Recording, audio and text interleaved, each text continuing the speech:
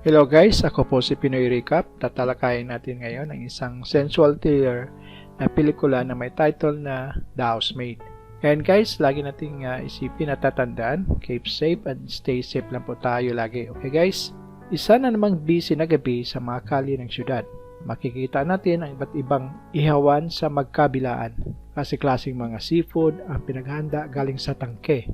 At madalas, puro mga kabataang lalaki at babae pumupuno ng mga bars at mga lugar na kung saan pwedeng makarelax. Nang biglang may narinig na malakas na kalabog sa kabilang kalye, isang batang dalaga pala ang lumundag sa building. Nang dahang napuno ng mga ososero ang lugar habang nakabulagta ang katawan ng babae na duguan sa kalye. Maya-maya lang, dumating ang isang ambulansya na wala namang nagawa kundi kunin ang bangkay ng babae. Di nagtagal, sa gabing iyon, si Lee Yun-Yi ay niyaya niya ang kanyang kasamahan sa trabaho na puntahan nila ang lugar kung saan naganap ang pagpapakamatay ng isang babae. Doon, si Yun-Yi ay di mapalagay nang makita niya ang chalk outline ng katawan ng babae. Sa mga sumusunod na araw, may isang matandang babae na may pangalang Byung-sik na mas kilala rin bilang isang Miss Cho ay bumisita kay Yun-Yi. Si Miss Cho ang head housemaid sa magiging amo ni Yun-Yi. Sabi ni Miss Cho na gusto niyang makita ang pagkatao ni Yun-Yi para may idea siya kung sino ang hinahire niya. Sa madaling salita, si Yun-Yi ay na-hire bilang live-in housemaid. Sa unang araw ng kanyang pagtrabaho, pinakilala siya sa kanyang mga employer. Unang ipinakilala sa kanya ay si Haira na kasalukuyang buntis sa kambal.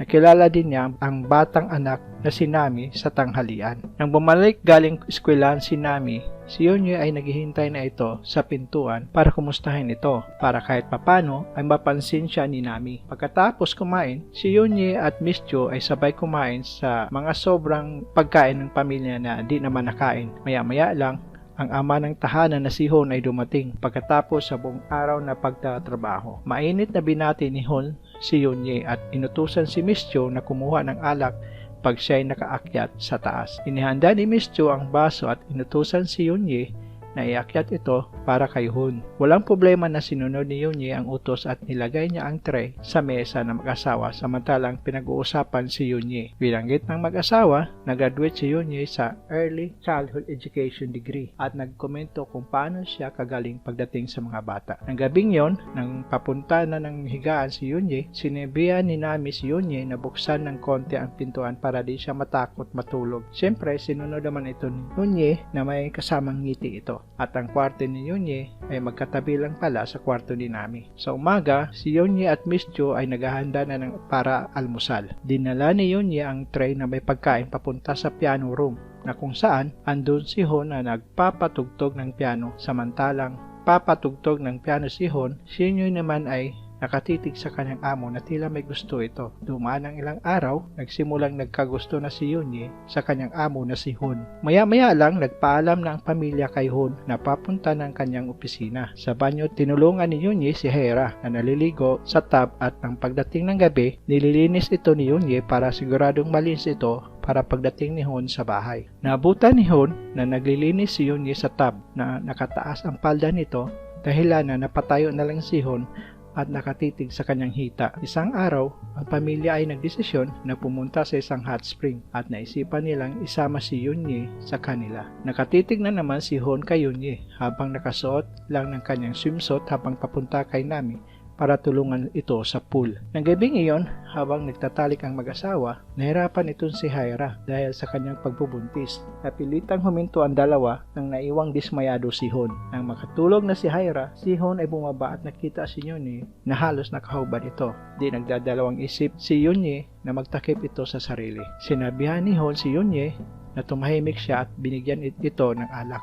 Inutusan ni Hon si Yun-Yi na tanggalin ang kumot at mula doon, sinimulan ni Hon na akitin si Yun-Yi sa pamamagitan sa paghawak ng buong katawan niya. Ang resulta, nagsiping ang dalawa lingid sa kaalaman ng iba. Sa sumusunod na araw, si Yun-Yi ay napatuloy na ang maganda na pagpapakita at laging suporta kay Haira kahit na nakipagrelasyon ito sa kanyang asawa na si Hun. Sa bawat araw, si Hun at si Yunye ay umasta na parang walang nangyari sa kanila at maya-maya ay nagtitigan sa bawat isa. Isang gabi, binisita uli ni Hun si Yunye sa kanyang kwarto at nagsiping muli ito. Samantala si Miss Cho ay gising pa sa oras na yun at habang siya naglalakad, nakita nito ang dalawa sa akto. Sa sumunod na araw, pinagbasdan ng maigi si Yunye ni Miss Cho. Naghahanda ng pang-almusal si Yunye at gaya ng dati, hinahatid niya ito sa piano room. Napansin ni Miss Cho na naglalagay na ng lipstick si Yunye sa umagang iyon. Pinamasdan niya ito sa labas ng piano room. Samantala sa loob ng piano room, hinawakan ni Hun ang pisngi nito samantalang patuloy na nakangiti si Yunye na pilit magmukhang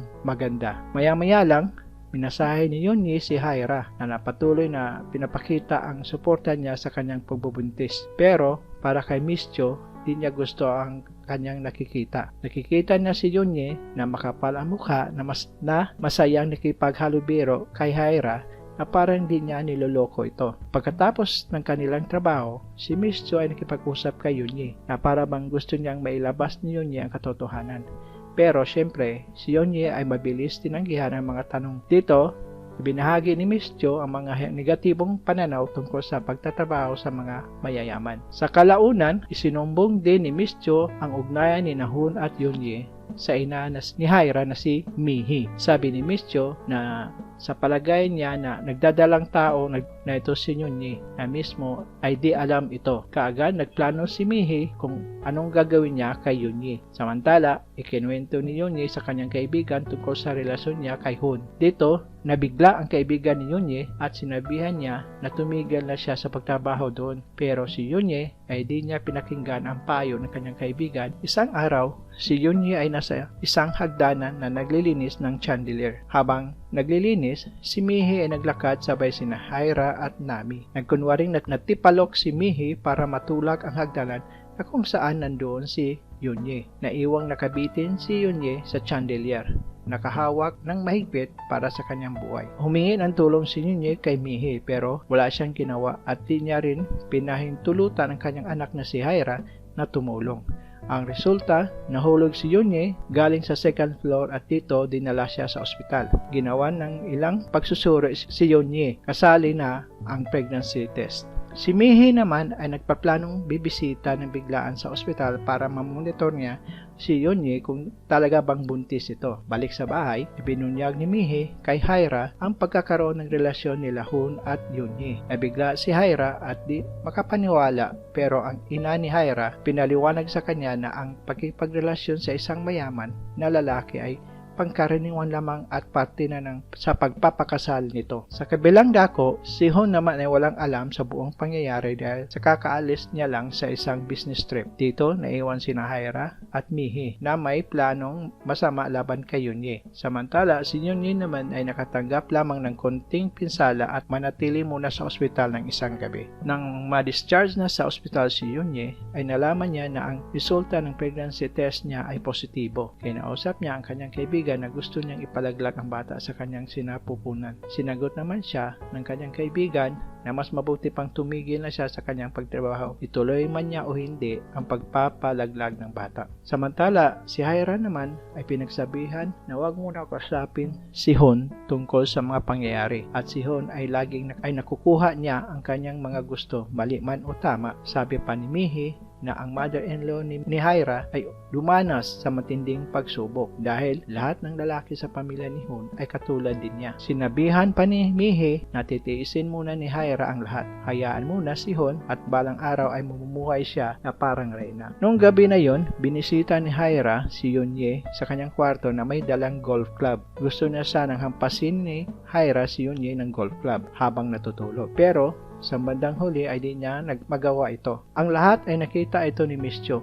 Nakita niya kung gaano kadesperado si Haira. Isang araw, sinabihan ni Yunye si Miss Cho kung okay ba raw na tumigil na siya sa kanyang trabaho. Ang ginawa ni Miss Cho ay sinabihan niya ito na dapat mag-impake na siya at umalis sa lalong madaling panahon. Pero si Yunye ay sadyang di nakikinig kay Miss Cho. Nung araw din na yun ay kinausap si Yunye ni na Hyra at Mihi. Ilang beses sinampal ni Hyra si Yunye at siguro napatanto din si Yunye na alam na lahat ng tungkol sa relasyon niya kay Hun. Dito, walang magawa si Yunye kundi humingi ng patawad. Inabutan ng check ni Mihi si Yunye na naglalaman ng malaking pera para ipalaglag ang bata na nasa kanyang sinapupunan. At kung ipalaglag niya ito, pwede na rin kalimutan ang lahat na pangyayari. Kahit sa pagsumikap ni Mihi, nagdududa pa rin si Hyra na itutuloy ni Yunye ang pagpapalaglag dahil nakikita ni Hyra na malapit si Yunye kay Nami. Ano pa kaya kung talagang anak niya ito? Samantala,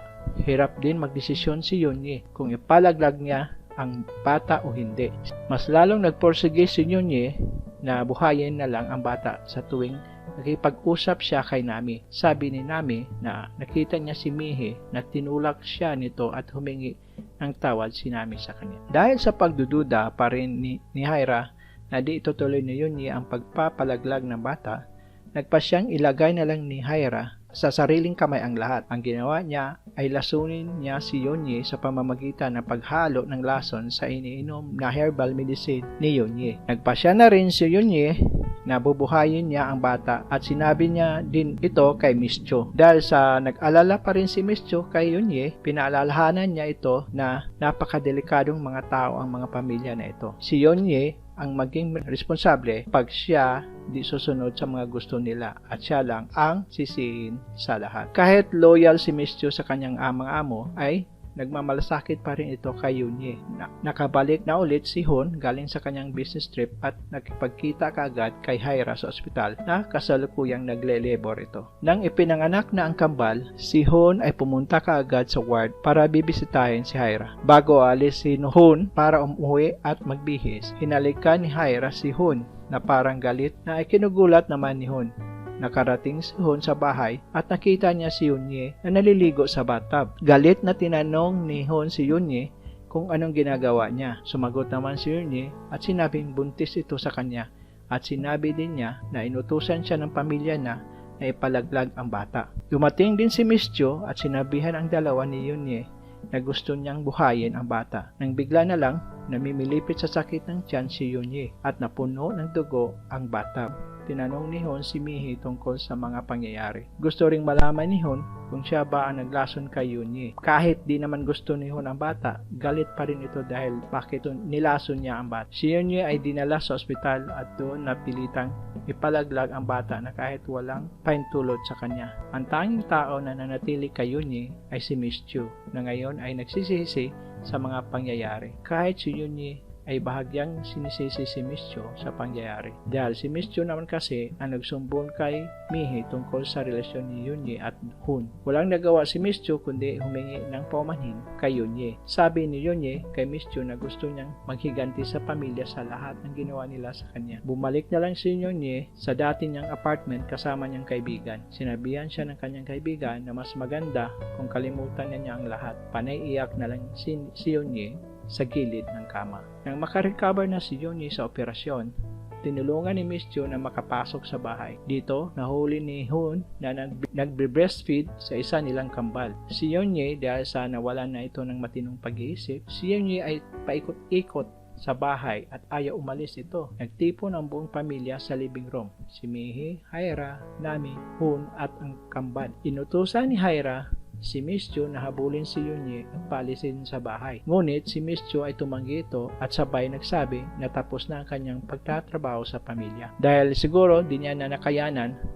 ni Miss Cho ang mga pag-uugali ng pamilya. Nang biglang sumulpot si Yunye sa second floor na tila pinapahirapan ang pamilya at kinakausap si Nami. Tinanong ni Nami si Yunye kung anong nangyari sa baby niya. Sumingit naman si Miss Jo at sinabihan si Yunye na wag na lang ituloy ang kanyang plano at umalis na lang sila sa bahay. Sa sobrang determinasyon na ituloy ang kanyang plano, humingi ng paumanhin si Yunye kay Nami at sa kambal na magkapatid. Sinabihan sila na wag siyang kalimutan bago kunin ang lubid at nagpatiwakal ito sa harap ng pamilya. Walang nagawa ang pamilya kundi panoorin ang nakakatakot na pangyayari habang si Yunye ay nasasakal. Di pa nasiyaan si Yunye at sinilaban pa niya ang kanyang sarili sa harap ng takot na pamilya. Si Miss Chu naman ay pasimpleng umalis ito. Gumana ang sprinklers ng bahay at umalis na rin ang pamilya. Sa labas ng bahay, nakatitig si Nami sa nakabitay at sunog na katawan ni Yunhye hanggang niyaya siya ng kanyang ama na sumama sa kanila. Dinaraos ang birthday ni Nami sa labas na may snow, kung saan lahat ay nagsalita ng English. Si Mihe ay nakaupo karga ang kambal sa bawat braso niya at nakatingin sa malayo. Si Ho naman ay nakikitang masaya habang binubuksan ang champagne. Si Haira naman lasing na at kumakanta ng happy birthday. Si Nami ay nakatingin sa kanyang mga magulang bago umalis palayo sa kanyang pamilya. Okay guys, yun po yung recap ko sa pelikulang The Housemaid. Sana nagustuhan nyo guys. Salamat po sa panonood.